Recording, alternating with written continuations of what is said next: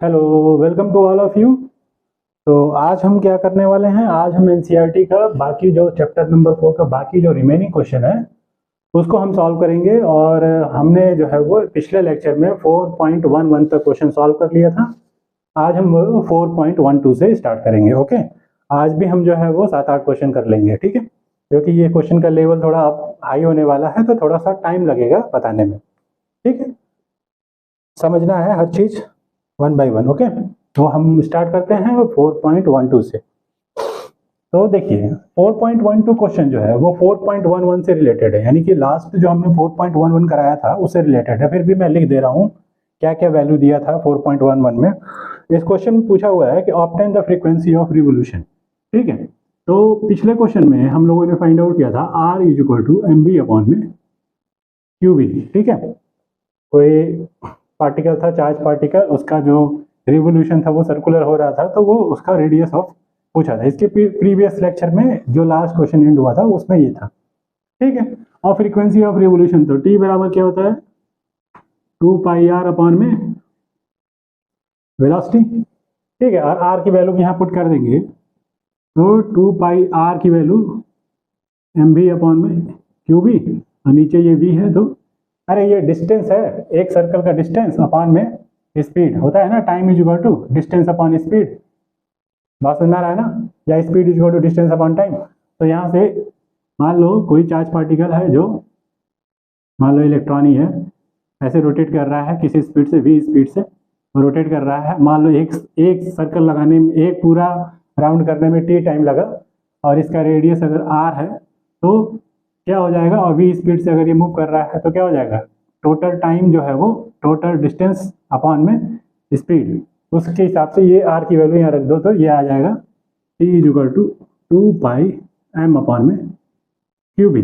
अब हमको frequency of revolution निकालना है, तो टी को क्या लिख सकते हैं, 1/f 2 पाई एम अपॉन में क्यू बी। मुझे नहीं फार्मूला याद है तो मैं ऐसे भी कर सकता हूँ ये, ठीक है, इसका यूज करके। तो एफ की वैल्यू निकालनी है तो हम क्या करेंगे, क्यू बी अपॉन में 2 पाई एम। इसके प्रीवियस क्वेश्चन में बी की वैल्यू दी हुई है, 4.11 का यूज करना है तो 4.11 में बी की वैल्यू दी हुई है 6। चार्ज पार्टिकल जो है आपका वो इलेक्ट्रॉन ले रहा है, तो इलेक्ट्रॉन के लिए चार्ज होता है 1.6 10 की पावर -19। बी की वैल्यू 6.5 गॉस दी है। 6.5 गॉस का मतलब होता है एक गॉस में 10 की पावर -4 टेस्ला होता है, तो इंटू 10 की पावर -4 कर देंगे तो टेस्ला हो जाएगा। 23.14 रख देंगे इसकी वैल्यू, और मास ऑफ इलेक्ट्रॉन जो होता है वो 9.1 इंटू 10⁻31 kg होता है। ये पूरा वैल्यू सॉल्व कर देंगे, ठीक है। तो इतना हर्ट्ज या जो भी आपका वैल्यू आना होगा वो आ जाएगा फ्रीक्वेंसी ऑफ रिवोल्यूशन, ठीक है। या पर सेकेंड बोल सकते हैं आप इसको, ठीक है, पर सेकेंड भी बोल सकते हैं। यहाँ से 1/t क्या होता है, one sorry F is equal to 1/t, तो ऐसे भी निकल जाएगा। तो इस क्वेश्चन को करने के लिए इसमें केवल फ्रीक्वेंसी ऑफ रिवोल्यूशन पूछा था फॉर प्रीवियस क्वेश्चन, तो प्रीवियस क्वेश्चन का डेटा यूज कर लेना था, बस फॉर्मूला यहाँ लगा दीजिए, कोई नया क्वेश्चन नहीं था। तो लास्ट जो लेक्चर था उसका जो लास्ट क्वेश्चन था उसके बाद ये क्वेश्चन था, समझ लो ये 4.12 4.11 का ही पार्ट था, ठीक है। अभी 4.13 करते हैं, ठीक। अब देखिए 4.13 में कह रहा है कि एक सर्कुलर कॉइल है, 30 टर्न्स है एंड रेडियस कितना है 8 सेंटीमीटर है, carrying a current 6 ampere is suspended vertically in a uniform horizontal magnetic field. क्या क्या दिया हुआ है, कॉइल्स है, ठीक है। सर्कुलर कॉइल है, कितना नंबर ऑफ टर्न्स दिया हुआ है 30 टर्न, ओके। तो उसके बाद से क्या दिया हुआ है, रेडियस कितना दिया हुआ है कॉइल का 8 सेंटीमीटर। इसको हम क्या लिख सकते हैं, इज इक्वल टू 8 इंटू 10 की पावर -2 मीटर लिख सकते हैं, ओके। इसके बाद से क्या दिया हुआ है,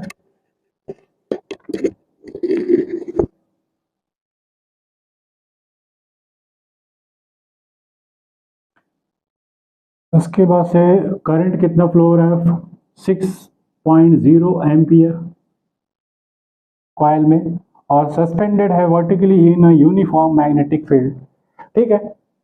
मैग्नेटिक फील्ड में सस्पेंडेड किया गया है वर्टिकली कितना 1 टेस्ला मैग्नेटिक फील्ड दिया है, और the field line making an angle, जो मैग्नेटिक फील्ड है, जो ये कॉयल है ना, कॉयल, वो मैग्नेटिक फील्ड लाइन ये कह रहा है कि कॉयल को ऐसे प्लेस किया गया है कि जो मैग्नेटिक फील्ड लाइन है वो 60 डिग्री एंगल मेक कर रहा है with the normal of the coil.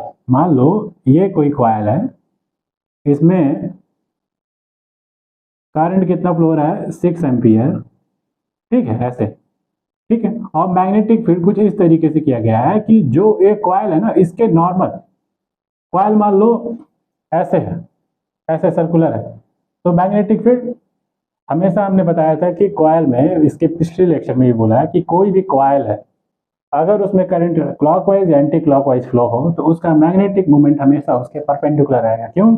अगर इसमें कॉयल में ऐसे करंट फ्लो हो रही है तो मैग्नेटिक मोमेंट इधर, ऐसे फ्लो हो रही है तो उधर, यानी मैग्नेटिक मोमेंट का direction due to flow of current in a coil वो हमेशा उसके नॉर्मल हो।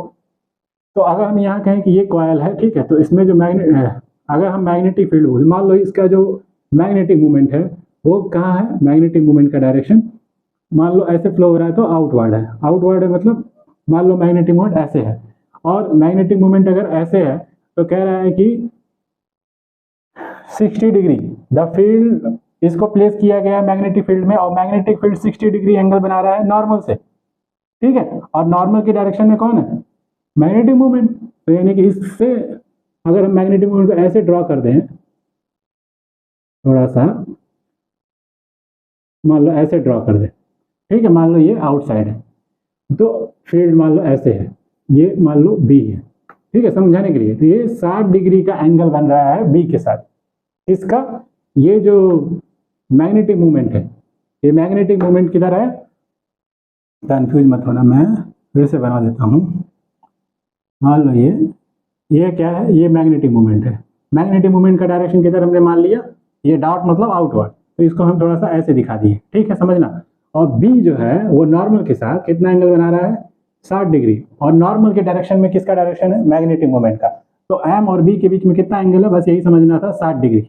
इस क्वेश्चन में यही समझना है कि जब किसी कॉयल को, प्रीवियस एक क्वेश्चन ऐसा मैंने कराया है, जब किसी कॉयल को सस्पेंड किया जा रहा है वर्टिकली, और वहां पे ये क्वेश्चन बोला जा रहा है कि कॉयल में जो, कॉयल के नॉर्मल डायरेक्शन में कौन है, कॉयल का जो नॉर्मल डायरेक्शन है वो मैग्नेटिक फील्ड से कितने एंगल पे है, 60 डिग्री पे है, ठीक है। तो मैग्नेटिक फील्ड से कौन 60 डिग्री पे, मैग्नेटिक मूवमेंट है, क्योंकि कॉयल के नॉर्मल डायरेक्शन में कौन होगा, मैग्नेटिक मूवमेंट होगा। कैसे पता चल रहा है, अगर करंट ऐसे फ्लो हो रहा है तो ऑलवेज नॉर्मल डायरेक्शन में कौन होगा, मैग्नेटिक मूवमेंट का डायरेक्शन। मैग्नेटिक मूवमेंट का डायरेक्शन कैसे निकलता है, किसी भी कॉयल में फ्लो ऑफ करंट के डायरेक्शन में फिंगर्स को कर्ल करना है राइट हैंड, ठीक है, तो थंब जो है वो क्या बताता है, ऐसे रखना हमेशा, थंब हमेशा जो है वो मैग्नेटिक मूवमेंट का डायरेक्शन बताता है, ठीक है। तो ये क्वेश्चन में कुछ नहीं, बस ये पता चल गया बी और मैग्नेटिक मूवमेंट यानी कि स्मॉल एम से जो उसको डिनोट करते हैं उसके बीच का एंगल 60 डिग्री है, दिया हुआ है। अगर आप यही चीज नहीं समझेंगे तो आप क्वेश्चन गलत कर देंगे। तो आपसे पूछा है calculate the magnitude of torque and counter torque. तो देखो जो टॉर्क जितना जनरेट होगा due to this field and इस करंट इफेक्ट की वजह से, उतना ही क्या होगा, एंटी टॉर्क भी जनरेट होगा। तो टॉर्क की वैल्यू क्या हो जाएगी, एम क्रॉस बी, इसको लिखेंगे एम बी साइन थीटा, ठीक है ना। मैग्नेटिक मोमेंट को क्या लिखेंगे, एन इंटू आई इंटू ए, एक्चुअली में होता है आई इंटू ए, लेकिन वो एक टर्न के लिए होता है, नंबर ऑफ टर्न्स एन है, तो ये हो जाएगा बी साइन 30 डिग्री, 60 डिग्री है तो 60 डिग्री, ठीक है। एन की वैल्यू 30 टर्न, आई की वैल्यू 6, बी की वैल्यू 1 टेस्ला, साइन 60 की वैल्यू √3/2, ठीक है। नहीं पता है तो रट डालो, और नंबर ऑफ टर्न ये हो गया। और किसी चीज़ की ज़रूरत है, बस हो गया। रेडियस उसकी ज़रूरत नहीं पड़ी तो कोई ज़रूरत नहीं है। और क्या क्वेश्चन में पूछा है, calculate the magnitude of counter torque that must be applied to prevent the coil from the turning. तो जो टॉर्क है वो किस चीज़ के लिए मिलता है, जब टॉर्क मिलेगा तो वो इसका मतलब वो किसी चीज़ को रोटेट करा रहा है, तो एंटी टॉर्क क्या होगा, एंटी टॉर्क, ठीक है ना, which is oppose the rotation. तो जितना आपसे एंटी टॉर्क उतना ही लगेगा ना, जितना टॉर्क, तो टॉर्क की वैल्यू जो आएगी वही होगी एंटी टॉर्क की वैल्यू। इस क्वेश्चन में आपसे पूछा था कि calculate the magnitude of counter torque, ठीक है, counter torque that must be applied to prevent the coil from turning because जब हम किसी करंट कैरिंग कॉइल को किसी मैग्नेटिक फील्ड में रखेंगे तो वो क्या होगा, उस पर फोर्स मिलेगा, ड्यू टू फोर्स क्या होगा, इक्वल एंड अपोजिट फोर्स उसके अपोजिट साइड से मिलेंगे तो वो उसको क्या करेगा, टॉर्क जनरेट होगा, टॉर्क मिलेगा तो उसको रोटेट कराएगा। टॉर्क का एंटी टॉर्क क्या होगा या काउंटर टॉर्क क्या होगा, जो उस रोटेशन को रोके, तो टॉर्क के मैग्नीट्यूड के बराबर ही होगा, ठीक है, काउंटर टॉर्क। तो जो सीधे आपको टॉर्क कैलकुलेट करना है, ठीक है ना, दूसरे शब्दों में यही कहना है। तो ये हो गया आपका 4.13। ये जो भी वैल्यू आएगी, √3 की वैल्यू होती है 1.732, ठीक है, इसकी वैल्यू पुट करके सॉल्व कर सकते हैं। तो ये हो गया फिनिश 4.13।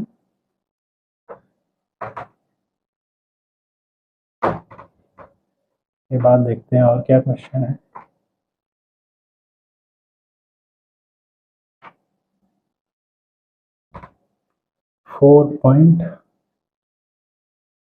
अच्छा, इसमें क्वेश्चन ये पूछा था 4.13 का एक बी पार्ट है, उसमें कुछ नहीं, क्वेश्चन नहीं पूछा है उसमें, मतलब सॉल्व नहीं करना है। उसमें स्टेटमेंट दिया हुआ है कि would you your answer change, यानी कि जो ए पार्ट में अभी हमने काउंटर टॉर्क निकाला,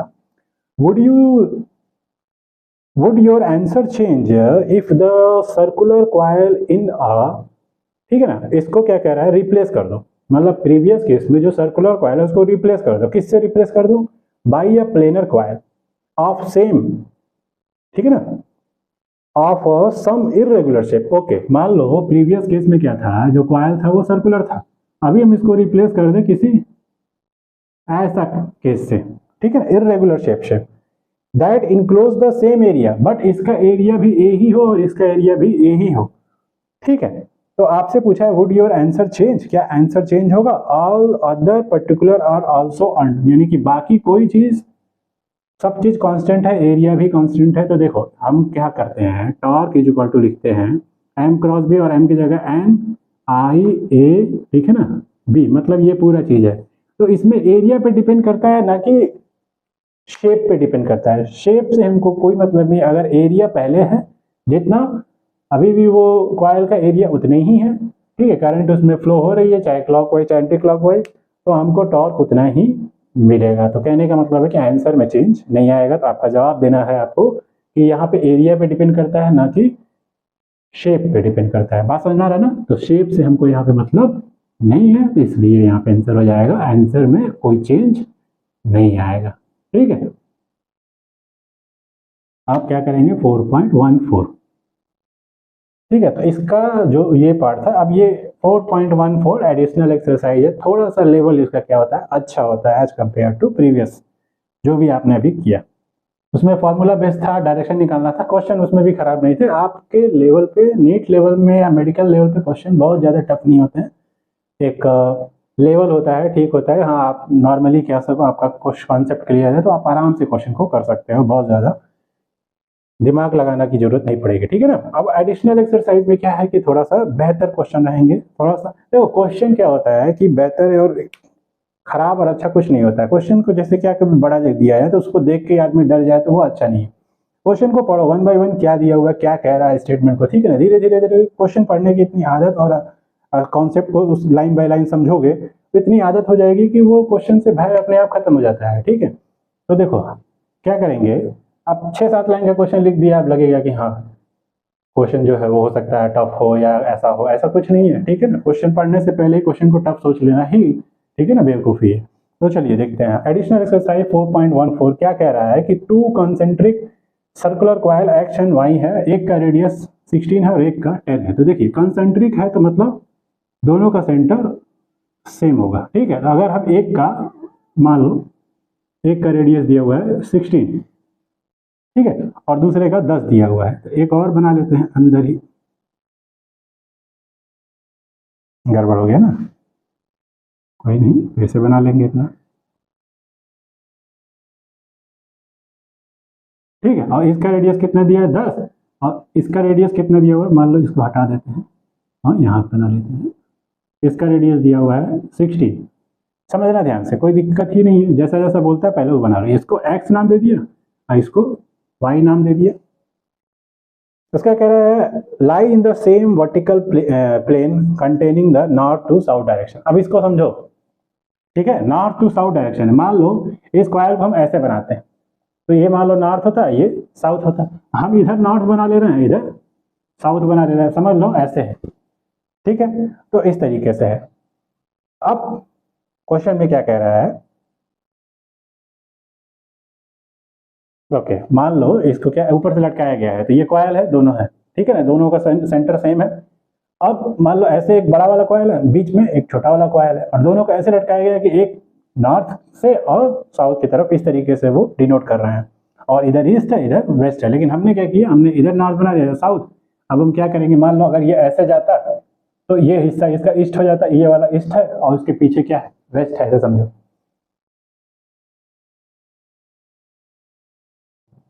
ठीक है ना। मान लो ये कॉइल है, ऐसे ऐसे ऐसे बना हुआ है, अब इसको हम ऐसे कर दें तो ये नॉर्थ उधर चला जाएगा, ये साउथ इधर आ जाएगा, और इसका इधर वाला हिस्सा ईस्ट को बताएगा, इधर पीछे वाला वेस्ट को बताएगा, ठीक है। क्वेश्चन क्या बंद हो गया। हाँ, आगे क्या कह रहे हैं,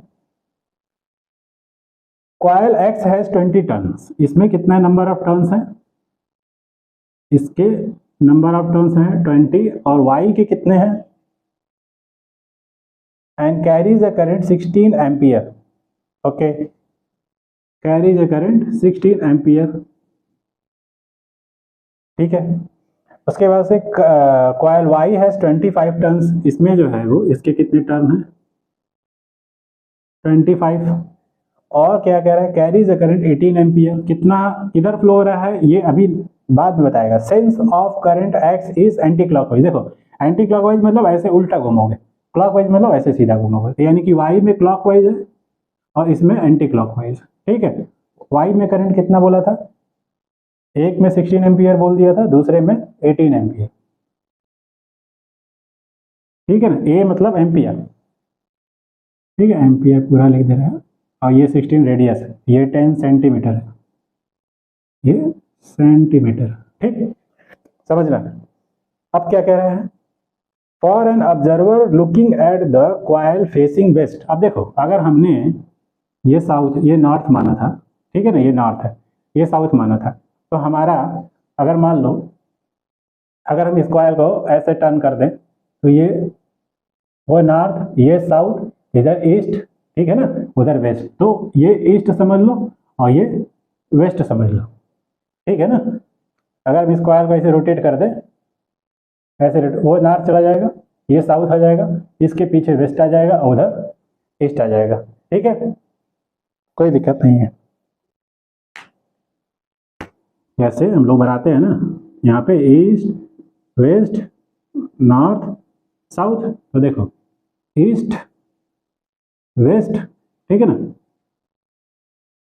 अगर हम इसको पलट दें ऐसे ऐसे, ठीक है, ये नॉर्थ है, ऐसे मान लो ऐसे कर दें, यहाँ वेस्ट आ जा रहा है, यहाँ ईस्ट कर दो, और यहाँ पे वेस्ट कर दो। अब देखो इस चीज़ को ऐसे नहीं बनाते हैं, ऐसे पलट के देख लो, ठीक है। चलो अब इसके अकॉर्डिंग, अब क्वेश्चन में क्या कह रहा है, for an observer looking at the coil facing the west, ठीक है, किधर है, वेस्ट फेसिंग किया हुआ है, ठीक है, यानी कि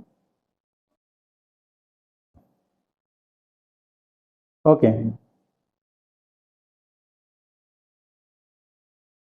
looking at the coil facing the west, okay, मतलब कि वेस्ट फेसिंग वेस्ट मतलब ईस्ट की तरफ से बैठ के वेस्ट की तरफ देख रहा है, ठीक है, यहाँ से बैठ के उधर की तरफ देख रहा है। एक्चुअली में अब यहाँ ईस्ट लिखने का कंफ्यूजन ये हो जाएगी, एक्चुअली में ऐसे समझो ये ईस्ट है वो वेस्ट है, ठीक है।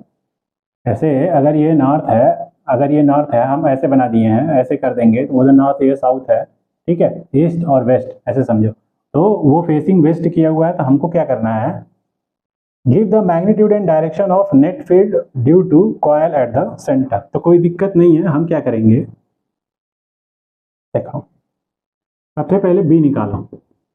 अगर मान लो ये करंट ऐसे फ्लो हो रही है, तो सेंटर पे जो बी आएगा मैग्नेटिक फील्ड ड्यू टू छोटा वाला जो दिख रहा है ना करंट, तो हम क्या करेंगे, बी का डायरेक्शन कैसे निकालते हैं, mu naught 4 pi I D L cross R, ठीक है ना, बायोसेवर्ट लॉ अपॉन में R, first vector second vector, ठीक है, तो ये थर्ड वेक्टर आपको मिलता है।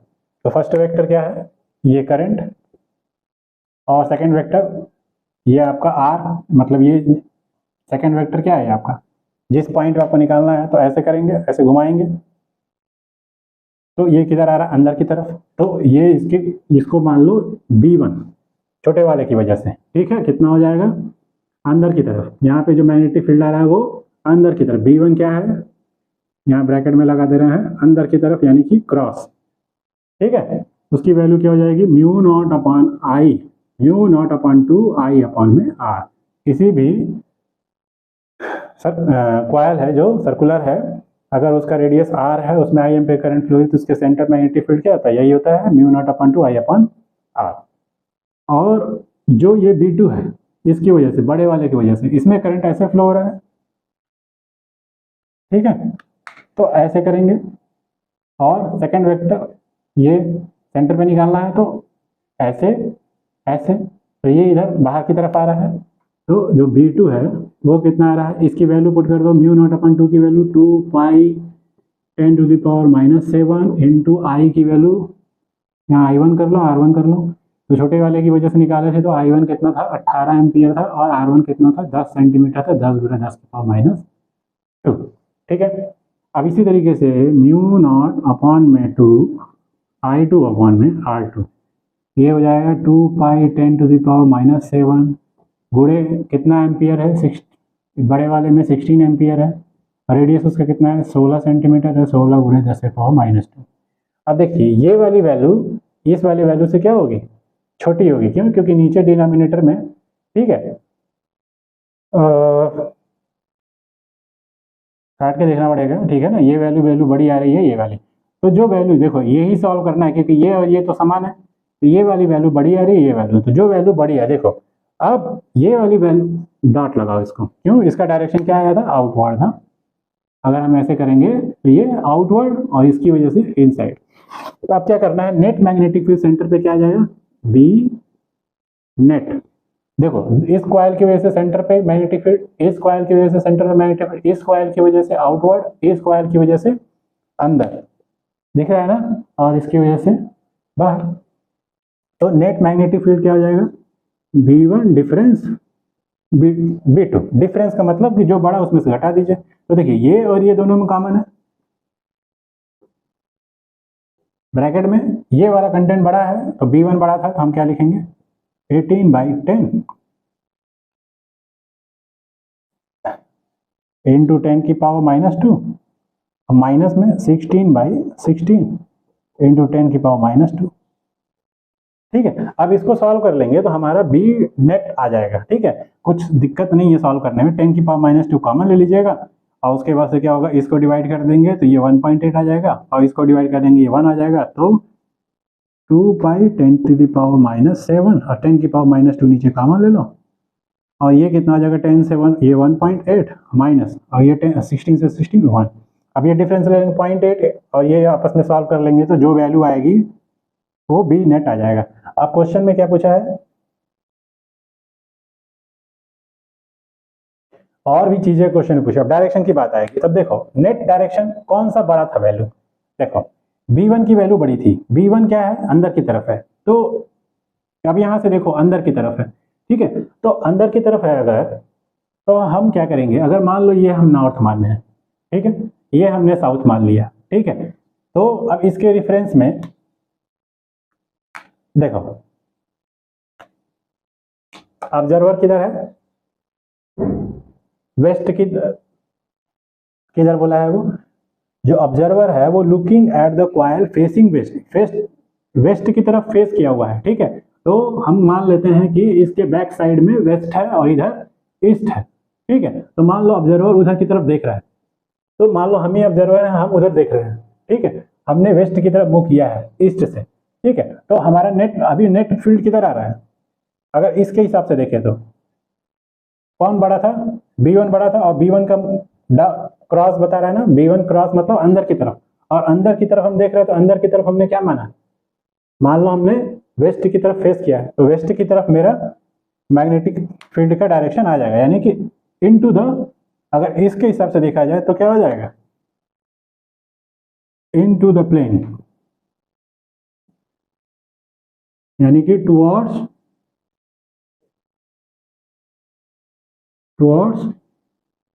West direction. ठीक है ना? क्या ये सही हो रहा है? नॉर्थ उधर, साउथ उधर। ठीक है, तो हम क्या करेंगे, दायां हाथ इधर, ये इधर, हमने ईस्ट की तरफ मुख किया, वेस्ट हमारा उधर है, सॉरी वो उधर ईस्ट हो जाएगा। ठीक है, तो हम वेस्ट की तरफ मुख किए इधर की तरफ, और मैग्नेटिक फील्ड किधर आ रहा है, उधर की तरफ। मैग्नेटिक फील्ड टुवर्ड्स वेस्ट आ रहा है, मैग्नेटिक फील्ड अंदर की तरफ आ रहा है, और हमने मुख किधर किया है, वेस्ट की तरफ। ध्यान से समझिएगा, अगर ये नॉर्थ मान लिया, ये साउथ मान लिया, तो उधर क्या हो गया हमारा, भाई देखो, ये साउथ मतलब दाहिना हाथ, सॉरी ये हमारा दायां हाथ, और ये हमारा बायां हाथ। ठीक है, तो नॉर्थ हमारा हो गया, और ये हमारा दाहिना हाथ। ठीक है, हमको ऐसे करना पड़ेगा। ठीक है, तो ऐसे करेंगे तो क्या हो जाएगा, वो हमारा ईस्ट हो जाएगा और वो हमारा वेस्ट हो जाएगा। सही था? ठीक है, तो कंफ्यूजन हो रही थी वहां पे, वो हमारा वेस्ट हो जाएगा और ये हमारा ईस्ट हो जाएगा, सामने वाला। ठीक है, और उसके रेफरेंस में हाथ के हिसाब से देख लीजिए, ये हमारा दायां हाथ साउथ हो गया, बायां हाथ हमारा नॉर्थ हो गया। ठीक है, प्लेन पेपर पे थोड़ा सा यही दिक्कत है। और फिर उसके हमारा जो आगे हम आपको देख रहे हैं, तो वो क्या हो जाएगा, हमारा ईस्ट फेसिंग, और उसके पीछे इस कॉइल के उधर पीछे वेस्ट हो जाएगा। अब हमारा एक्चुअल में मैग्नेटिक फील्ड क्या आया, B1 की वजह से मैग्नीट्यूड ज्यादा है, तो उसी का नेट रिजल्ट जो होगा, जो बड़ा होगा उसी का आता है। तो ये इसका रिजल्ट क्या होगा, बड़ा है, तो इसके रिजल्ट, इसका डायरेक्शन क्या है, अंदर की तरफ। और अंदर की तरफ कौन सा डायरेक्शन है, वेस्ट की तरफ। ऑब्जर्वर किधर बैठा है, वेस्ट फेसिंग किया हुआ है, तो यानी कि ईस्ट से वो मूव करके वेस्ट की तरफ किया हुआ है, उधर की तरफ। और डायरेक्शन किधर आ रहा है, into the plane towards the west. ठीक है, थोड़ा सा यहाँ पे क्या है, सोचना है। अदरवाइज क्या करो, आप इसको ही ऐसे मन में सोच लो कि कॉयल ऐसे है और बीच में छोटा कॉयल है। अब इन दोनों की वजह से जो फील्ड आएगा, और उधर क्या मान लो ईस्ट, इधर मान लो वेस्ट, ऐसे भी कर सकते हो। तो मैग्नीट्यूड निकालना तो आसान है, लेकिन इसके हिसाब से आपको जो डायरेक्शन बताना है वही थोड़ा सा क्या होगा, कॉम्प्लिकेशन होगा। कोई दिक्कत नहीं है, सीधी सी बात है, इसको हम सॉल्व कर लेंगे। सॉल्व करने के बाद जो भी आएगा इससे डायरेक्शन, यहाँ से B1 से मैग्नीट्यूड बड़ा था, तो ये इनटू द प्लेन आ रहा है। अब इसके हिसाब से नॉर्थ और साउथ जो हमने बनाया, उसके हिसाब से आप खड़े होकर देख लीजिए, इस प्लेन के हिसाब से कौन ईस्ट होगा और कौन वेस्ट होगा। नॉर्थ है, ये साउथ है। ठीक है ना, साउथ मैंने दक्षिण दाहिना हाथ हो जाएगा, और ये बायां हाथ हो गया। ठीक है, अब इसके हिसाब से हमारा मुंह आगे है तो वो ईस्ट हो गया, और पीछे हमारा वेस्ट हो गया। ठीक है, यानी इस प्लेन के पीछे वेस्ट है और इधर ईस्ट है। ऑब्जर्वर किधर बैठा है, मुंह करके वेस्ट की तरफ, तो यानी कि प्लेन के उधर देख रहा है। और हमारा नेट मैग्नेटिक फील्ड किधर आ रहा है, B1 आ रहा है। B1 मतलब cross into the plane towards the waste.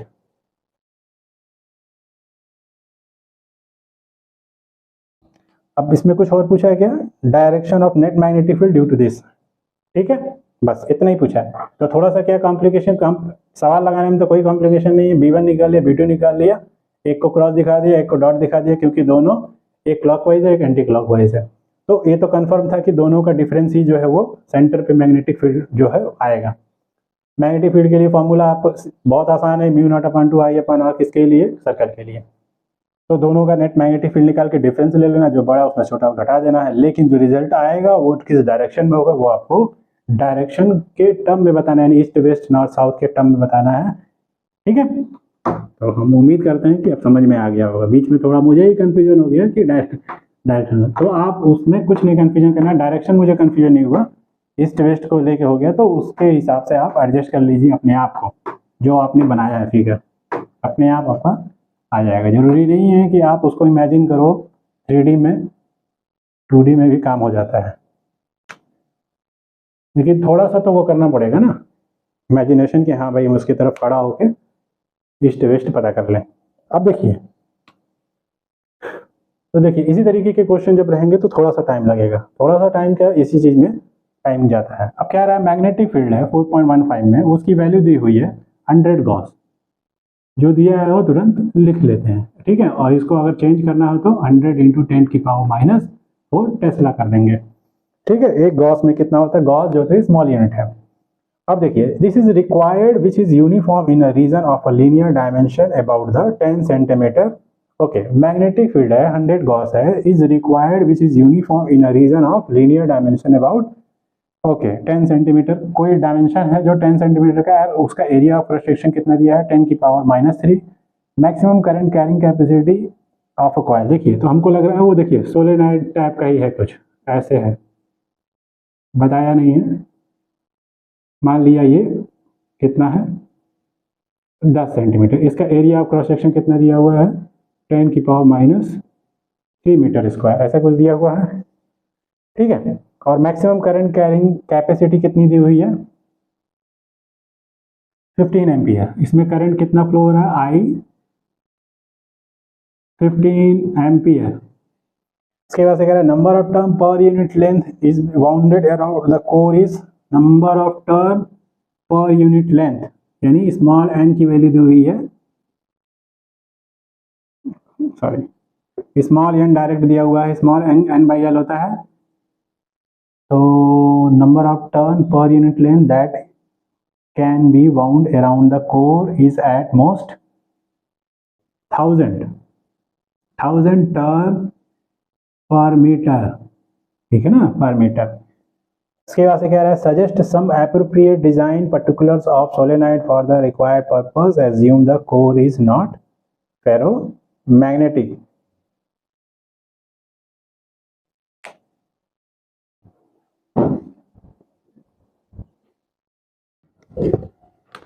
Sorry, कोई आ गया था उसके लिए, ठीक है, बीच में, तो देखिएगा। हाँ, ये चीजें दी हुई हैं। अब इसमें क्वेश्चन में पूछा है आपको कि suggest some appropriate design particulars of a solenoid for the required purpose, assume the, ठीक। तो देखिए, हमको क्या करना है, इस दिए गए डेटा से कुछ निकालने के लिए नहीं बोला है, हमको क्या करना है, एक सोलेनॉइड का एक और डायमेंशन बताना है, अपनी तरफ से सजेस्ट करना है इस दिए गए डेटा के अनुसार, जो इसी के अनुसार होना चाहिए, इसके बियॉन्ड रेंज में आपका नहीं आना चाहिए। बियॉन्ड रेंज मतलब कि जैसे उसकी लिमिट क्या है, करंट कैरिंग कैपेसिटी कितनी दी हुई है, मैक्सिमम आपको क्वेश्चन में बोला है कि जो करंट कैरिंग कैपेसिटी है वो कॉइल की 15 एम्पियर है, ठीक है। तो 15 एम्पियर के बियॉन्ड करंट आपको नहीं लेना है, ठीक है। नंबर ऑफ टर्न्स कितने हैं, 1000 है, तो उससे मतलब इसी के, ठीक है ना, प्रिस्क्राइब फॉर्मेट में आपको देना है सजेस्ट सम एप्रोप्रिएट डिजाइन, ठीक है ना, particulars of a solenoid for the required purpose, ठीक है। तो हम क्या करेंगे, इसके अनुसार हम क्या करेंगे, जो दिया गया कंडीशन है, B is equal to, formula क्या होता है सोलेनॉइड के लिए, मैग्नेटिक फील्ड का फॉर्मूला क्या होता है, on the axis of solenoid B0 Ni।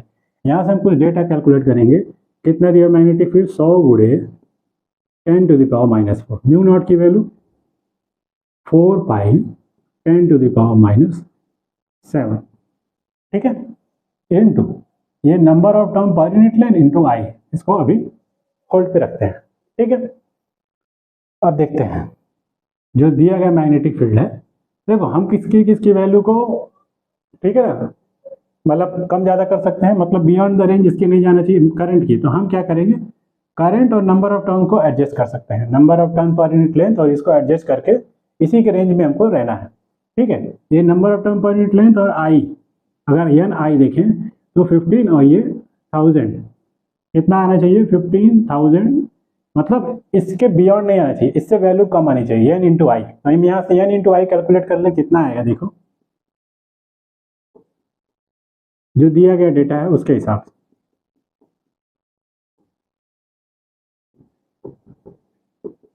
समझना था, ठीक है। तो ऊपर तो ये दिया हुआ है, बी मैग्नेटिक फील्ड फिक्स है आपका, तो इसी के अकॉर्डिंग हमको जज करना है।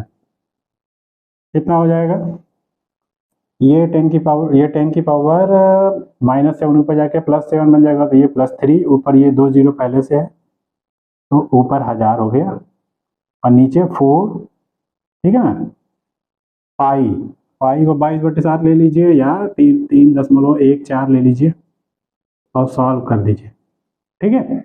तो अब ये आ जाएगा कितना, इसको हम कितना ले लेंगे, 3 0 2 0 और अपॉन में 4 के यहाँ 12, इसको 3 पॉइंट अगर हम 15 ले लें मान लो, और कितने से 4 से मल्टीप्लाई कर दिए, 4 बचे 20, 2 बचे 4 कम 4 2 6 और 4 तिहाई 12, तो 12.6 समझो, ठीक है। 12.6 को 12.5 अगर समझ लें थोड़ी देर के लिए, ठीक है, तो ऊपर एक जीरो और बढ़ा दो,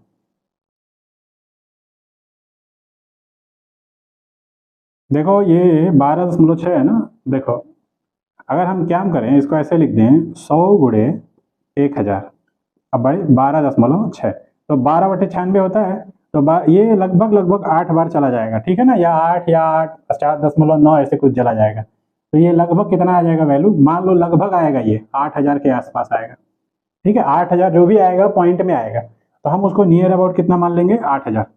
ये तो डैम श्योर है कि ये हमने क्या किया, इसको 100 गुणे 1000 कर दिया, 1000 इतना हो गया, अब 100 में 12/96 होता है, ठीक है। 12 8 9 से 6, तो 12.6 है, तो 12 अगर 6 है, अगर हम इसको 8 से मल्टीप्लाई करें तो 8 6 48, 8 हासिल 4 दूनी 16 4 20 हासिल 2, 8 1 मार दो, 100.8 आ रहा है, और 100 है तो लगभग 8 के आसपास मान लो, थोड़ा सा 8 7.99 ऐसे करके मान लो, तो ये इतना आ जाएगा। तो कहने का मतलब ये है कि लगभग ये 8000 आया है, यानी कि अगर हम ये कहें कि एन आई की वैल्यू कितनी आ गई, 8000, तो अब हमको क्या करना है, जो सोलेनाइड में जो बताना है, सजेस्ट करना है, तो हम उसमें क्या सजेस्ट कर सकते हैं, हम मान सकते हैं कि नंबर ऑफ टन, ये जो है, अगर हम ये सजेस्ट कर दें कि ये 1000 टन पर यूनिट लेंथ ले लें, तो उसमें करंट कितना फ्लो कर जाएगा, 8 एम्पियर। और मेरा देखो पर्पज, ये पहले क्या था, 1000 टन था और 8 एम्पियर की, बियॉन्ड नहीं है ना, ये क्या है, maximum current flowing through this 15 ampere. Question में भी आपको यही बोला है कि the maximum current carrying capacity कितनी है, 15 एम्पियर, और ये 8 एम्पियर, वो भी करंट कैरी हो जाएगा, बात समझ में आ रहा है ना। तो ये हो गया। अब आपको क्या करना है, थोड़ा सा अगर नंबर ऑफ टर्न्स को घटाना है तो ये बढ़ाना पड़ेगा, यानी कहने का मतलब ये है कि ये डेटा मेरा एन इंटू आई की वैल्यू जो आई है, वो इसके अनुसार आपको बताना है, सजेस्ट करना है कि कितना वैल्यू नंबर, इस दिए गए डेटा के अनुसार आपको बताना है, एक खुद एक सोलेनाइड को सजेस्ट करना है कि उसकी क्या, ठीक है ना, रिक्वायर्ड, ये मतलब जो नंबर ऑफ टर्न्स कितने होंगे या उसमें कितना करंट फ्लो होगा, इस रिक्वायर्ड डेटा के अनुसार बताना है। और यहाँ पे ये दे रखा है कि जो हमारे पास है उसके लिए नंबर ऑफ टर्न्स इतने, और उसमें जो करंट वैल्यू है वो इतनी फ्लो हो सकती है। तो हम क्या किए हैं कि जो मैग्नेटिक फील्ड दिया हुआ है उसके अनुसार हमने कैलकुलेट किया कि जो एन इंटू आई की वैल्यू है वो कितनी आ रही है, उसके अनुसार हमारा 8000 आ रहा, तो हमने सजेस्ट कर दिया कि ऐसा कॉइल ले लें जिसमें नंबर ऑफ टर्न्स 1000 हो और उसमें 8 एम्पियर की करंट फ्लो हो, तो हमने सजेस्ट कर दिया कि ये इसका स्पेसिफिकेशन होना चाहिए, ठीक है, तो इसके अंदर ही आना चाहिए। तो ये क्वेश्चन था, इसमें कुछ क्या बोलते हैं, क्वेश्चन कैलकुलेट नहीं करना था, ठीक है, कैलकुलेट करके बस ये सजेशन देना था कि क्या होना चाहिए, ओके। और थोड़ा सा ये क्या है, ये भी एक यूनिक टाइप का क्वेश्चन है, ये सब कंपटीशन में पूछेगा या नहीं पूछेगा क्या पता। देखो 4.16 देखते हैं, 4.16 में देखो प्रूफ है, ये हमारे लेक्चर में दूसरे या तीसरे लेक्चर में ये प्रूफ हो चुका है, ठीक है, तो वो आप देख लेना, इसमें पहला पार्ट ए और बी, ठीक है ना, ए तो हो ही चुका है बिल्कुल, और ए में ही कह रहा है कि अगर पॉइंट को सेंटर पे ला दिया जाए, ये क्वेश्चन बस ये मैं रिपीट कर दे रहा हूँ, ये कॉइल है, इसमें आई एम्पियर की करंट फ्लो हो रही है, इसका रेडियस आर है, ठीक है ना, इससे एक्स डिस्टेंस पे ये कोई पॉइंट पी है, तो इस पे हमको क्या निकालना है, बी की वैल्यू निकालनी है, जिसकी वैल्यू आती थी, कितनी आती थी, बी बराबर mu naught upon 2 I R square upon में x square plus R square पे पावर 3/2, ये वैल्यू होती थी, ठीक है। और जब इसी पॉइंट को सेंटर पे ले आ देते थे तो क्या कर देते थे, ये एक्स की वैल्यू 0 पुट कर देते थे, तो इसको सॉल्व करने पे क्या आता था, म्यू नॉट अपॉन में 2 आई अपॉन में आर, ठीक है, ये एट सेंटर, ओके। अब उसके बाद से क्वेश्चन में क्या है, देखिए अब इसी का यूज करके क्या करना है, ये प्रूफ तो उसी में था ये वाला, उसके बाद से ये आया, क्यों, जब ये पॉइंट हमने यहाँ प्लेस कर दिया तो एक्स की वैल्यू कितनी आ गई, 0 आ गई। अब नेक्स्ट क्वेश्चन क्या कह रहा है, इसी में बी एक कह रहा है, ये मैं बता देता हूँ, इसका यूज करेंगे इसमें, ठीक है ना, जब ये रिजल्ट आ जाएगा इस रिजल्ट का यूज इसमें यूज होगा। कह रहा है कि consider the 2 parallel coaxial circular coil of equal radius, तो देखिए एक कॉइल ऐसे है और एक कॉइल ऐसे है, ठीक है, और ये इन दोनों का भी रेडियस इतना है और दोनों के बीच का डिस्टेंस भी कितना है, आर है, ठीक है, और दोनों का खुद का रेडियस कितना है, आर है, ये भी आर है। ध्यान दीजिएगा, ये ऐसे है और ये भी ऐसे है, ठीक है, ठीक। और मान लो ये सर्कल है और एक ये सर्कल, दोनों का सेंटर मिला दिया, ये भी आर है। अब कह रहा है कि जो इसका मिड पॉइंट है, ठीक है, जो दोनों के सेंटर से जो बीच का डिस्टेंस, दोनों सर्कल के सेंटर का जो मिलाओगे तो ये जो डिस्टेंस है वो भी आर है, उसका जो मिड पॉइंट है यानी कि यहाँ से r/2 और यहाँ से r/2, ठीक है। आपसे क्वेश्चन में कह रहा है कि consider the two parallel coaxial circular coil of equal radius r, बना दिया मैंने, and the number of turns, इसका नंबर ऑफ टर्न्स n है और नंबर ऑफ टर्न्स n है, carrying equal current in the same direction. तो मान लेते हैं कि इसमें करंट इधर फ्लो हो रहा है, इसमें भी इधर फ्लो हो रहा है, ठीक है। उसके बाद से ऐसे मान लिया हमने फ्लो हो रहा है, आप किधर भी मान सकते हो, आपकी मर्जी है, ठीक है। फिर उसके बाद से क्या कर रहे हैं, show that the field on the axis around the mid point between the coil is, ठीक है, कॉइल के मिड पॉइंट मतलब ये सेंटर से जो मिला ये, और इसकी जो डिस्टेंस है वो भी आपको आर दी हुई है। So that the field on the axis around the midpoint between the coil is uniform over the distance that is small as compared to r and is given by this, ठीक है। तो देखिए फिर से मैं पढ़ दे रहा हूँ, ये पॉइंट थोड़ा सा क्या है, शो क्या करना है हमको, शो दैट द फील्ड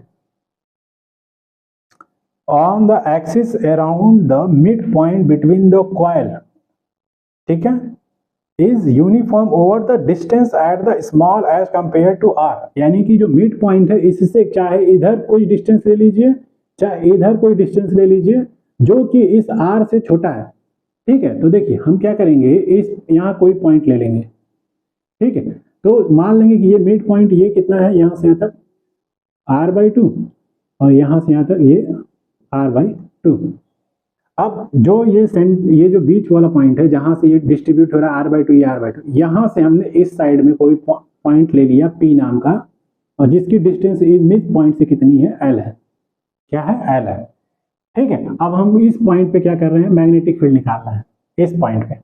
तो इस पॉइंट पे मैग्नेटिक फील्ड, इस कॉइल देखो दोनों क्या है, दोनों में करंट, ठीक है ना, ऐसे फ्लो हो रहा है, हमने माना है ना, एक अंदर जा रहा करंट बाहर आ रहा है। तो अगर मान लो ये सर्कल है ऐसे, तो इसमें करंट इधर आएगा और इसमें भी मैग्नेटिक फील्ड इधर आएगा, इसके एक्सिस के अलोंग उसी डायरेक्शन में, यानी कि इस पॉइंट पे ये जो P पॉइंट हमने लिया जो इस मिड पॉइंट से L डिस्टेंस पे, चाहे इधर ले लो चाहे उधर ले लो, ठीक है, इस पॉइंट पे इसकी वजह से जो V1 आएगा वो कितना आएगा, सीधी सी बात है, अगर कोई ये कॉइल है, ठीक है, इसमें I एम्पियर की करंट फ्लो हो रही है, इसका रेडियस कितना है, ये R है, और इससे x डिस्टेंस पे मैग्नेटिक फील्ड कितना आएगा, B की वैल्यू, वो ये होता है फॉर्मूला, ठीक है। हम इसी के अकॉर्डिंग इसमें वैल्यू पुट करेंगे, ठीक है। ये क्या है, x है, ये क्या है, R है, ठीक है, x की जगह पे x रखेंगे, R की जगह पे R रखेंगे। तो B1 क्या आएगा, मान लेते हैं इसकी वजह से, देखना ध्यान से, μ0/2 I इसका r² अपॉन में, ठीक है, क्या है, x मतलब ये डिस्टेंस। अब देखना यहाँ से यहाँ तक r/2 है, पूरा ये सेंटर से सेंटर मिलाओगे तो ये r है, मिड पॉइंट P है तो ये r/2, ये r/2, इस मिड पॉइंट से इधर चाहे l डिस्टेंस ले लो चाहे इस साइड में l डिस्टेंस ले लो, तो हमने इधर ले लिया P पॉइंट, और इसी पॉइंट पे हमको मैग्नेटिक फील्ड निकालना है ड्यू टू दिस करंट और ड्यू टू दिस करंट। तो इस पॉइंट पे इस सेंटर से डिस्टेंस कितना हो, ये r/2 और ये l, तो क्या हो जाएगा, r/2 प्लस l, x की जगह पे उसका होल स्क्वायर ब्रैकेट लगाओ और फिर प्लस में r², करेक्ट, कोई चेंजिंग नहीं है, बस x की जगह पे जो वैल्यू पुट करनी थी वो पुट कर दी। ये हो गया B1, और इसी तरह से B2 कितना आएगा, μ0/2 I r² अपॉन में।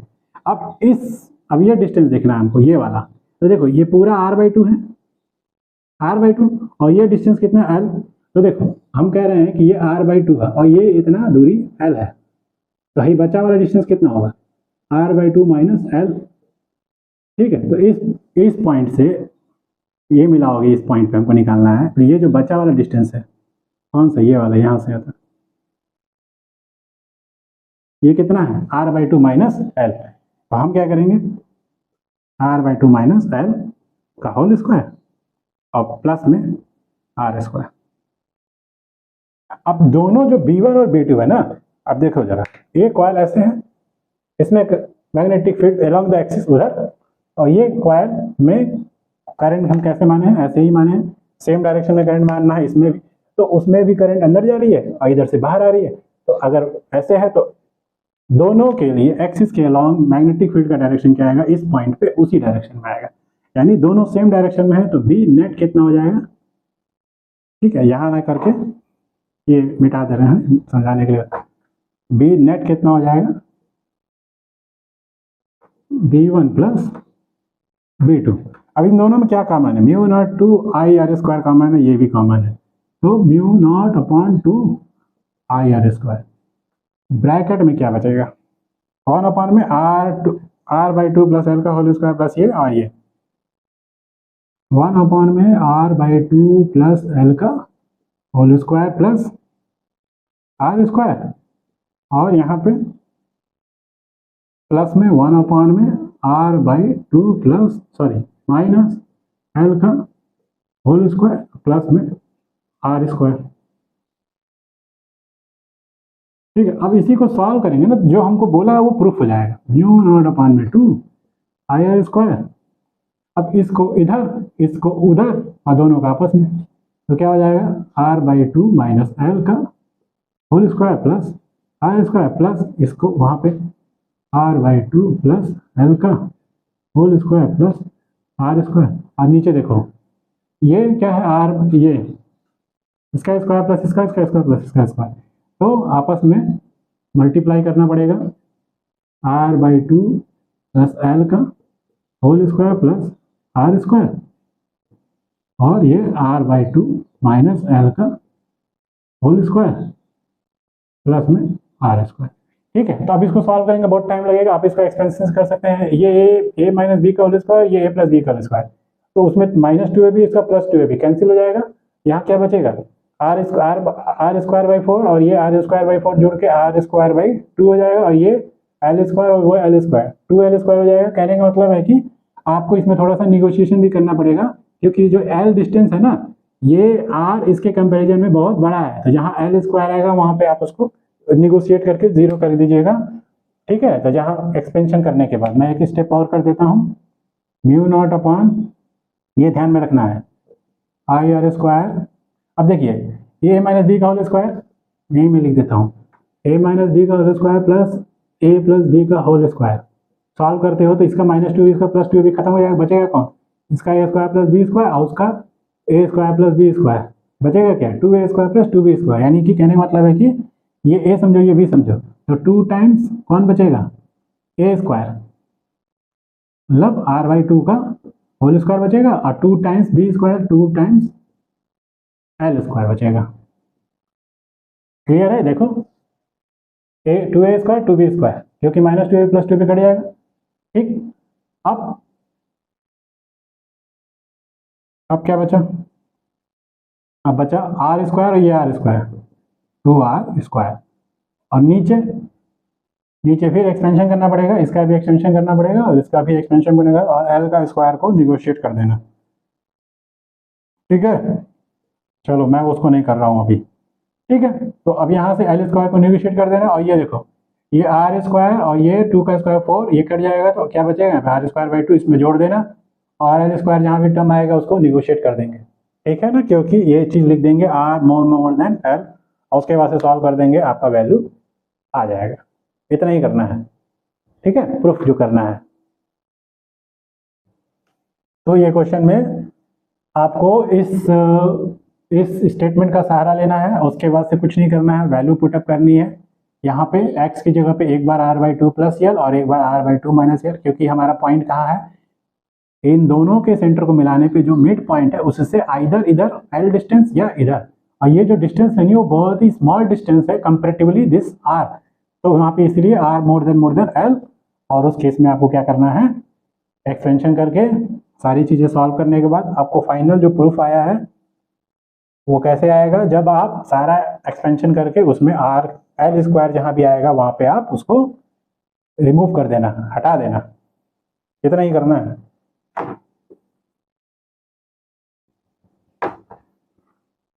ठीक है,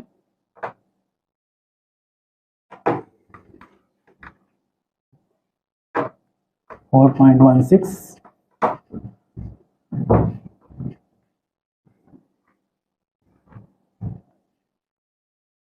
प्रूफ वगैरह करने में टाइम यही जाता है। ठीक है ना, क्वेश्चन होता है वैसे आएगा नहीं प्रूफ, लेकिन क्योंकि मेरा काम है एनसीईआरटी का पूरा ओवरऑल, ठीक है ना, जितना भी चीज़ है उसको एक बार टच कर लेना है। आप देखिए आगे 4.17 क्या कह रहा है, क्वेश्चन दिया हुआ है toroid has the core of inner radius कितने दिया हुआ है, इनर रेडियस मतलब हम उसको लिख देते हैं 25, R1 लिख देते हैं सेंटीमीटर, और आउटर रेडियस भी दिया है 26 सेंटीमीटर, क्वेश्चन नंबर 4.17। ठीक है, और around which the number of turns दिया हुआ है 3500। टोरॉइड आपको पता है ना ऐसे होता है, ठीक है, और इसी पे ऐसे ऐसे ऐसे ऐसे ऐसे ऐसे ऐसे वाइंडिंग होती है। ठीक है, ऐसे करके टोरॉइड होता है। ठीक, तो ये चीज़ें मैं बस दिखाने के लिए बता रहा था। अब उसमें नंबर ऑफ टर्न्स कितने हैं 3500 ऑफ द वायर। ठीक है, if the current in the wire is कितना दिया है भाई 11 एम्पियर। इसके बाद से कह रहे what is the magnetic field outside the toroid. देखो टोरॉइड में कौन कौन से, एक प्लेस ये है टोरॉइड के आउटसाइड, एक जो टोरॉइड है जैसे मान लो ये क्या है, ये कोई सर्कुलर पार्ट है, तो ये बीच में भी तो खाली है ना, यहाँ पे वायर ऐसे ऐसे लपेटा हुआ है। ठीक है ना, थोड़ा सा बड़ा मैंने जानबूझ के बनाया है यहाँ पे ताकि आपको समझ में आए। ठीक है, तो ये बीच में एक पॉइंट है, एक बाहर पॉइंट है।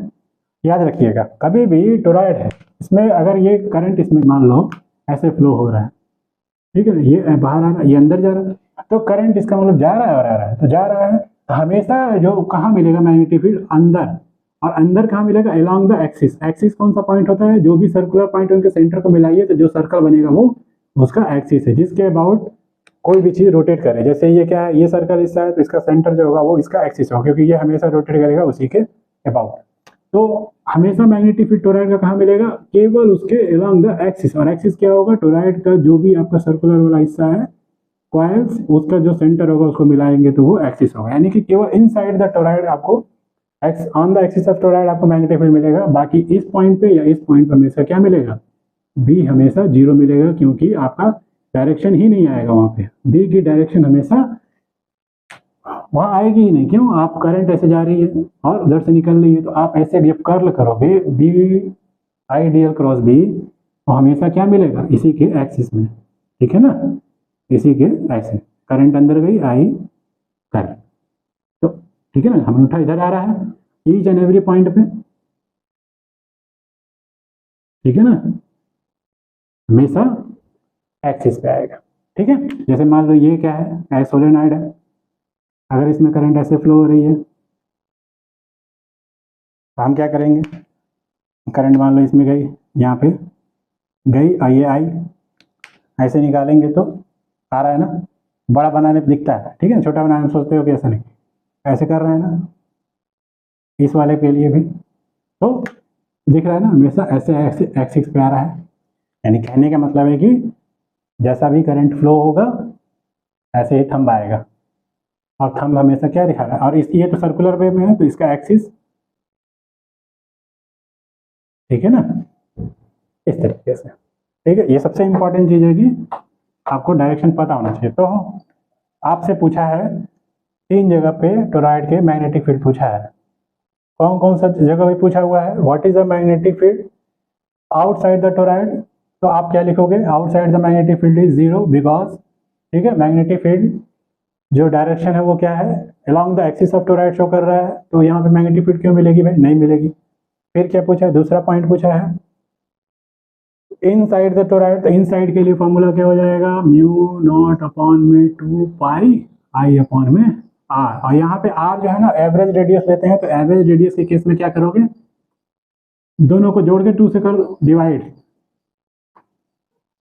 कितना हो जाएगा भाई 51/2 कर देना, ठीक है।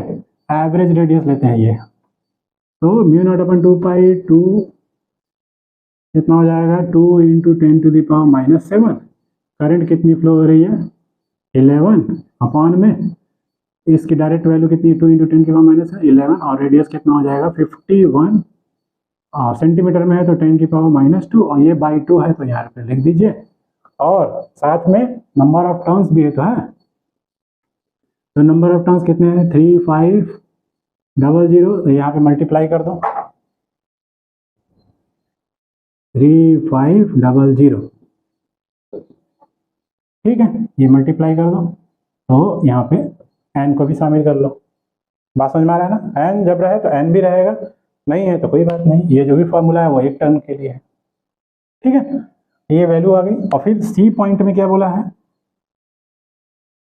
Empty space surrounded by the toroid, जो टोरॉइड की ये जो बीच में एम्प्टी स्पेस है ना, जो टोरॉइड से सराउंडेड मतलब घिरा हुआ है, इसमें क्या होगा बी, इसमें भी बी क्या होगा ऑलवेज 0 होगा, क्योंकि जो भी डायरेक्शन आ रहा है मैग्नेटिक फील्ड में along the axis of toroid आ रहा है, तो जिस डायरेक्शन में आएगा उसी डायरेक्शन में मिलेगा, ठीक।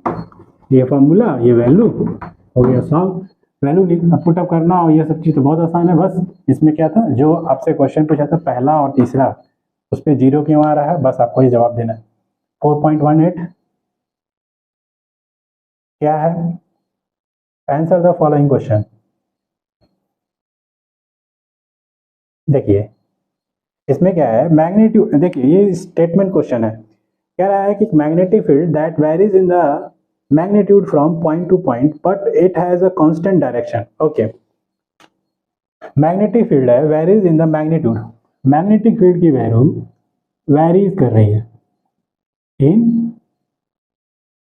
Magnitude, magnetic field varies in the magnitude from point to point, ठीक है ना। मान लो इस पॉइंट टू पॉइंट उसकी वैल्यू वेरी कर रही है, मान लो यहाँ पे 1 टेस्ला है तो यहाँ पे 0.8 तो यहाँ 0.6 ऐसे करके है मान लिया, but has the constant direction east to west, ठीक है ना। ईस्ट टू वेस्ट जो है इसका डायरेक्शन है, मान लो इस डायरेक्शन में है, ठीक है, ये ईस्ट है ये वेस्ट है, उसकी डायरेक्शन इधर है, लेकिन वो मैग्नीट्यूड यहाँ ज़्यादा है तो यहाँ कम है तो यहाँ और कम है, ऐसे मतलब वेरी कर रहा है, ये नहीं बोला है कम होता जा रहा है, बस वेरी कर रहा है।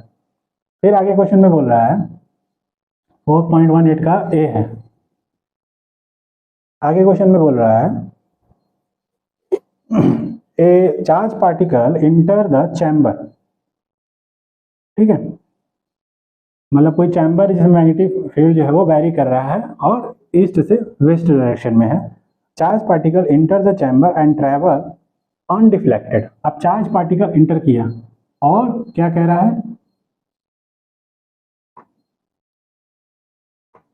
ठीक है भाई इंटर कर लिया, कितनी स्पीड से v स्पीड से, ये नहीं पता है कि किस डायरेक्शन में इंटर कर रहा है, लेकिन साथ में ये भी बोल रहा है अनडिफ्लेक्टेड,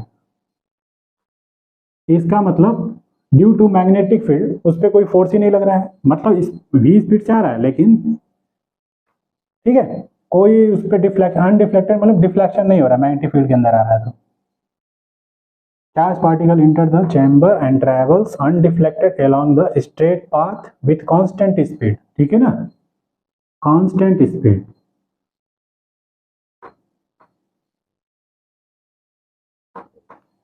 ओके देन आगे क्या बोला, what can you say about the initial velocity of the particle.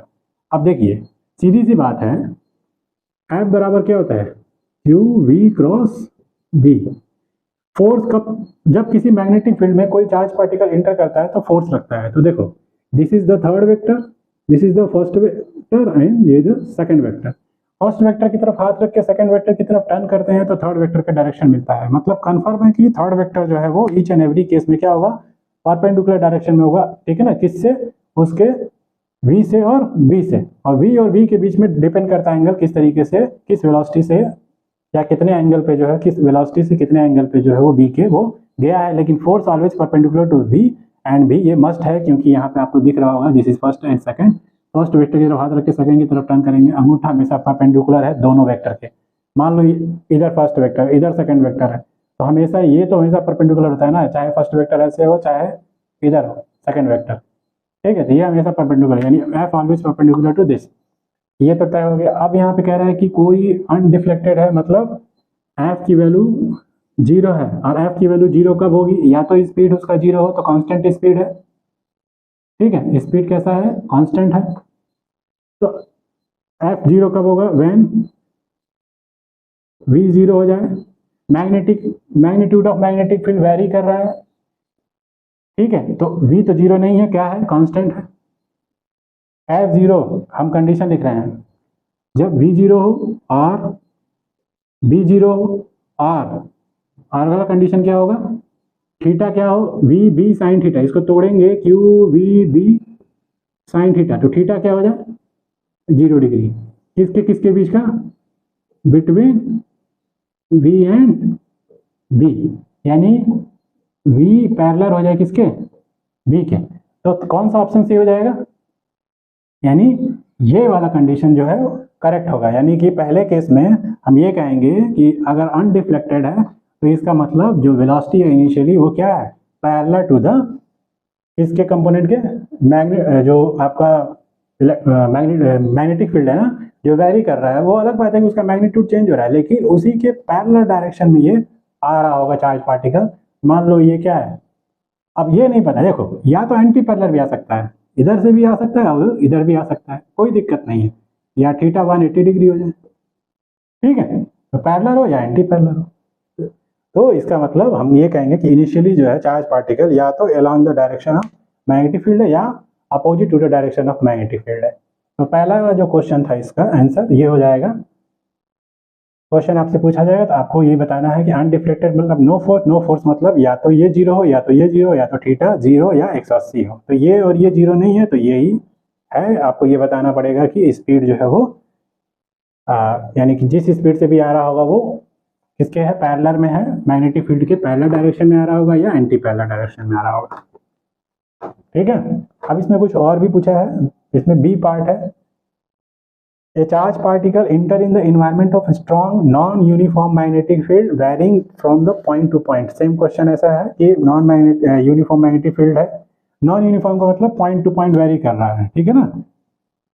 अब ये नहीं बोला किधर डायरेक्शन है, and comes out the following complementary, okay, यानी कि चार्ज पार्टिकल है, मान लो कोई ये चार्ज पार्टिकल है वो इंटर कर गया, अब ये इस मैग्नेटिक फील्ड में, और मैग्नेटिक फील्ड कैसा है, नॉन यूनिफॉर्म है, तो उसके बाद से बोला comes out it the following complicated trajectory, वो बाहर आ गया, ठीक है, इसी ट्रैजेक्टरी को फॉलो करते हुए, would it initial speed equal to final speed is equal to the initial speed. तो मान लो इसकी इनिशियल स्पीड v1 थी, इसकी फाइनल स्पीड जो है वो v2 है। तो आपसे ये पूछा है कि जिस मैग्नेटिक फील्ड में, ये मान लो कि ये नॉन यूनिफॉर्म मैग्नेटिक फील्ड है, कैसा है, नॉन यूनिफॉर्म, ठीक है ना,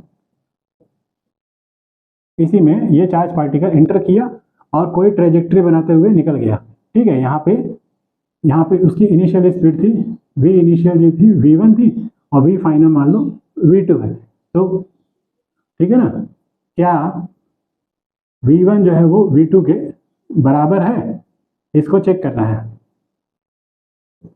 v1 v2 के बराबर होगा, और ये कैसा है, non uniform magnetic field, non uniform,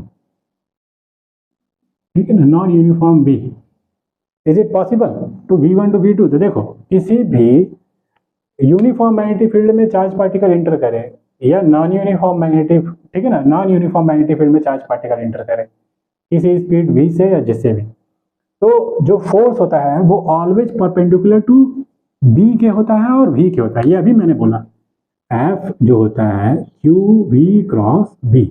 अब यहाँ पे इस फॉर्मूले से आपको दिख रहा होगा, दिस इज द फर्स्ट, ठीक है ना, इस थर्ड वेक्टर, इसको हम थर्ड वेक्टर मान लें, इसको फर्स्ट इसको सेकंड, तो थर्ड वेक्टर का डायरेक्शन फर्स्ट और सेकंड पे डिपेंड कर रहा है।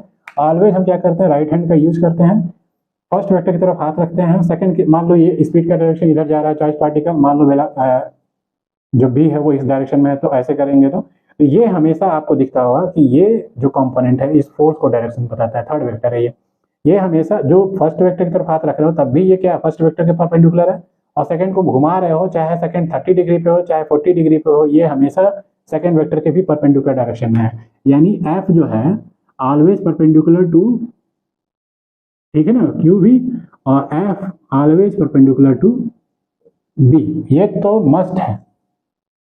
ठीक है, तो एफ जो है परपेंडिकुलर टू वी होगा या एफ परपेंडिकुलर टू बी होगा, तो उस केस में आपका जो वर्क डन है, ईच एंड एवरी केस में वर्क डन क्या होता है,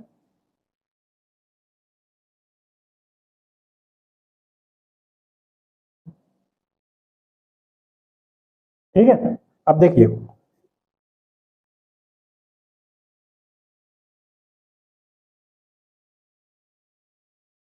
ओके, वर्क डन आपका 0, ओके। देखिए, जब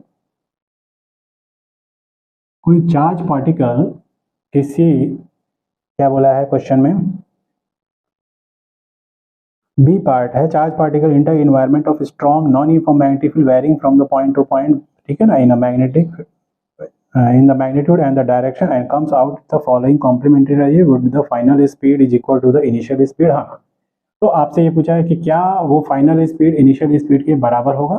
तो इस केस में हमको क्या करना है कि हमको ये बताना है कि इनिशियली जो वर्क डन है, ठीक है, और फाइनल जो वर्क डन है, ठीक है ना, work done in that case always क्या होगा, 0 होगा, ठीक है, क्योंकि F always perpendicular to V है, और force perpendicular to velocity vector always कब पॉसिबल होता है, जब कोई, ठीक है ना, सर्कुलर मोशन में मूव कर रहा हो या जो भी है, तो उस केस में अगर फोर्स वेक्टर का डायरेक्शन इधर है, वेलोसिटी कंपोनेंट इधर है, फोर्स इधर है, तो एफ और, तो देखो वेलोसिटी कंपोनेंट उधर होगा तो ये क्या है, डिस्प्लेसमेंट कंपोनेंट भी इधर ही होगा, ठीक है,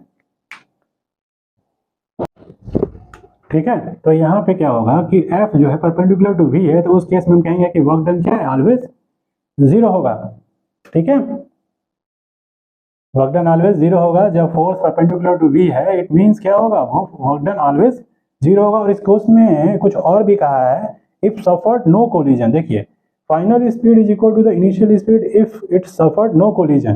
देखिए नो कोलिजन के केस में जो वर्क डन क्या होगा, वो टोटल 0 होगा, बिकॉज वो जो फोर्स है वो ऑलवेज परपेंडिकुलर टू वी होगा, चाहे वो यूनिफॉर्म मैग्नेटिक फील्ड हो चाहे वो नॉन यूनिफॉर्म मैग्नेटिक फील्ड हो। According to this formula third vector direction कैसे निकालते हैं, जब ये फर्स्ट वेक्टर के परपेंडिकुलर और सेकंड वेक्टर के परपेंडिकुलर, फर्स्ट वेक्टर की तरफ हाथ रख के सेकंड वेक्टर घुमाते हैं तो थर्ड वेक्टर मिलता है, और third vector always perpendicular to 1 and 2 must है, ठीक है, अकॉर्डिंग टू दिस। तो इस हिसाब से क्या हो जाएगा, किसी भी फील्ड मैग्नेटिक फील्ड में, चाहे वो यूनिफॉर्म हो चाहे नॉन यूनिफॉर्म मैग्नेटिक फील्ड हो, उसमें अगर चार्ज पार्टिकल को इंटर करता है तो ये तो मस्ट है कि फोर्स जो है वो परपेंडिकुलर टू वी होता है, ठीक है। इस फॉर्मूले के हिसाब से ही आपको समझ में आना चाहिए। अब अगर इस तरह का कोई भी केस दिया हो कि अगर A is equal to B cross C लिखा है, तो इसका मतलब यही होता है A परपेंडिकुलर टू बी है और A परपेंडिकुलर टू सी है, ये याद रख लीजिए। तो उस हिसाब से F परपेंडिकुलर टू V है, तो हम कह सकते हैं वर्क डन ऑलवेज 0, और 0 के केस में क्या होगा, नो लॉस एनर्जी, तो V1 क्या हो जाएगा, यानी कि एग्जिट जो होगा वो एंट्री, यानी कि हम कह सकते हैं कि फाइनल स्पीड और इनिशियल स्पीड बराबर होंगे if no collision occur bit, ठीक है ना। क्वेश्चन में ये भी बोला है कि अगर कोई कोलिजन नहीं होता है तो इन दैट केस जो एंट्री वाला जो पोर्शन है उस समय जो स्पीड थी और जो एग्जिट टाइम स्पीड थी, क्या वो बराबर होगी, तो आपको यही बोलना है कि यस बराबर होगी, because no work done during this duration, because force is always perpendicular to velocity component, in that case work done is 0 and no collision, this is also the case is given, ठीक है, no collision case is also given, ठीक है, no collision मतलब no energy loss और no nothing is done. तो इस question का answer होगा कि V1 V2 के बराबर होगा, बट कब होगा, जब कोई कोलिजन नहीं है, और साथ में आपको एक और रीजन देना पड़ेगा कि ऑलवेज फोर्स जो है वो परपेंडिकुलर टू वेलोसिटी कंपोनेंट होगा in presence of magnetic field, ठीक है। और इसमें थर्ड क्वेश्चन पूछा है an electron travel west to east, ठीक है ना, वेस्ट से ईस्ट, ठीक है, ये इलेक्ट्रॉन है। तो देखो इलेक्ट्रॉन जिधर जाता है ना, हमेशा उसका डायरेक्शन निकालने के लिए उसके अपोजिट, मान लो इलेक्ट्रॉन इधर जा रहा है तो डायरेक्शन निकालने में उसका डायरेक्शन हम हमेशा अपोजिट लेंगे। West to east enter in a chamber having the uniform electrostatic field in north to south direction. देखिए नॉर्थ से साउथ डायरेक्शन में क्या है, इलेक्ट्रिक फील्ड है, इलेक्ट्रिक फील्ड, ठीक है। तो जो इलेक्ट्रिक फील्ड अगर वो इस डायरेक्शन में है तो इलेक्ट्रॉन है ना, इलेक्ट्रॉन हमेशा इलेक्ट्रिक फील्ड के अपोजिट डायरेक्शन में, अगर प्लस चार्ज है तो वो along the direction of field जाता है, और माइनस चार्ज है तो वो अपोजिट डायरेक्शन में। तो इलेक्ट्रिक फील्ड का डायरेक्शन क्या है, नॉर्थ से साउथ है, तो इलेक्ट्रॉन किधर जाएगा, ड्यू टू इलेक्ट्रिक फील्ड, ठीक है ना, electron goes opposite to direction of E, यानी इस डायरेक्शन जाएगा इन नॉर्थ डायरेक्शन, ठीक है। तो इलेक्ट्रॉन किधर जाएगा, इस डायरेक्शन में जाएगा, उस पर जो क्यू ई लगेगा वो इधर लगेगा, इधर जाएगा। तो जब इधर लगेगा तो आपको ये कह रहा है क्वेश्चन में कि specify the direction in which the uniform magnetic field should be set to up prevent the electron from deflecting straight line path. तो अगर बताओ, अगर इलेक्ट्रॉन इधर जा रहा है तो हमको इधर अपोजिट में फोर्स लगाना पड़ेगा, कौन सा, Q V cross B due to magnetic field, ठीक है। तो ये वाला फोर्स इधर लगे उसके लिए हमको क्या करना पड़ेगा, किधर को, इलेक्ट्रॉन को आना, ये बोला है ना आपसे क्वेश्चन ने बोला specify the direction in which the, हाँ मैग्नेटिक फील्ड का डायरेक्शन किधर रखें, ठीक है। इलेक्ट्रॉन का तो डायरेक्शन दे दिया है, यानी कि उसके वो इधर जा रहा है, वेस्ट से ईस्ट, फर्स्ट वेक्टर का डायरेक्शन दे दिया है, सेकंड का हमको बताना है। तो देखो हमने तुमको बोला था कि अगर इलेक्ट्रॉन है वेस्ट से ईस्ट जा रहा है तो उसका डायरेक्शन, फोर्स का डायरेक्शन निकालने के लिए हम क्या करेंगे, अगर नेगेटिव चार्ज है तो जिधर का इस डायरेक्शन दिया जाने का उसके अपोजिट हम राइट हैंड को रखेंगे, तो इधर रखेंगे, और फील्ड को अगर हम इधर रखते हैं डाउनवर्ड, मान लो साउथ की तरफ, तो इधर लग रहा है, हमको चाहिए फोर्स इधर चाहिए, तो हमको क्या करना पड़ेगा, ये इधर जा रहा है तो इधर रखो हाथ, और हमको ये अंगूठा इधर चाहिए, तो फील्ड को क्या करना पड़ेगा, अंदर की तरफ, अगर अंदर करेंगे तभी ये मेरा सेकंड वेक्टर की तरफ हाथ उधर जब घूमेगा तभी ये मेरा इधर आएगा। अगर हम ऐसे रख दें, ऐसे करेंगे तो ये अंगूठा उधर चला जाएगा, उधर ही है electric field, due to electric field force किधर है, इधर है, हमको इधर चाहिए फोर्स, तो इधर के लिए हमको, इलेक्ट्रॉन इधर जा रहा है तो उसका वेलोसिटी कंपोनेंट किधर लेंगे, ऑलवेज नेगेटिव पार्ट है ना तो हमेशा अपोजिट कर देंगे, इधर लेंगे, हमेशा ऐसे ही किया है डायरेक्शन निकालने, तो अपोजिट में रखेंगे, फिर अंदर की तरफ मूव करेंगे तभी ये अंगूठा इधर आएगा, तो फोर्स इधर लगेगा, मतलब मैग्नेटिक फील्ड क्या होगा, बी का डायरेक्शन ऐसा होना चाहिए, यानी the direction of B is downward, अंदर इनसाइड द प्लेन मतलब डाउनवर्ड, और डॉट का मतलब आउटसाइड द प्लेन मतलब अपवर्ड, क्योंकि ये डायरेक्शन है ना, तो डायरेक्शन ऐसे ऐसे तो होगा नहीं, ऐसे, या तो इधर या तो इधर या तो इधर या तो इधर होगा, तो उस डायरेक्शन के हिसाब से या तो अपवर्ड होगा कोई चीज या तो फिर डाउनवर्ड होगा, out of the plane upward और इनसाइड द प्लेन डाउनवर्ड। तो बी का डायरेक्शन क्या होगा, B is in the direction downward, so electron, ठीक है ना, so force due to B oppose the, ठीक है ना, मूवमेंट ऑफ इलेक्ट्रॉन, यानी कि यहाँ पे फोर्स को बैलेंस करेगा। तो बस इतना क्वेश्चन में यही पूछा था कि बी का डायरेक्शन किधर होगा कि prevent the electron from deflecting it's straight line, तो इलेक्ट्रॉन पहले ड्यू टू इलेक्ट्रिक फील्ड उधर जा रहा था, अभी इधर फोर्स लगा दो तो बैलेंस हो जाएगा, ठीक है। बैलेंस मतलब कि वो स्टॉप हो जाएगा ट्रेजेक्टरी में, वो स्ट्रेट मूव नहीं कर पाएगा। तो आपको बी पूछा था, मैंने आपको समझा दिया, जिधर जा रहा है उसके अपोजिट में राइट हैंड को रखो और ऐसा घुमाओ कि अंगूठा जो है वो इसके अपोजिट डायरेक्शन में आए, तो इसके अपोजिट डायरेक्शन पहले इस फोर्स को रख लो, अब उसके अकॉर्डिंग वेलोसिटी वेक्टर ये, और सेकंड कंपोनेंट इसके अकॉर्डिंग बी अंदर होगा। करेक्ट है। अब इतना आज रहने देते हैं, बहुत लंबा लेक्चर हो जाएगा। इसके बाद 4.19 से अगले लेक्चर में स्टार्ट करते हैं। Okay, thank you.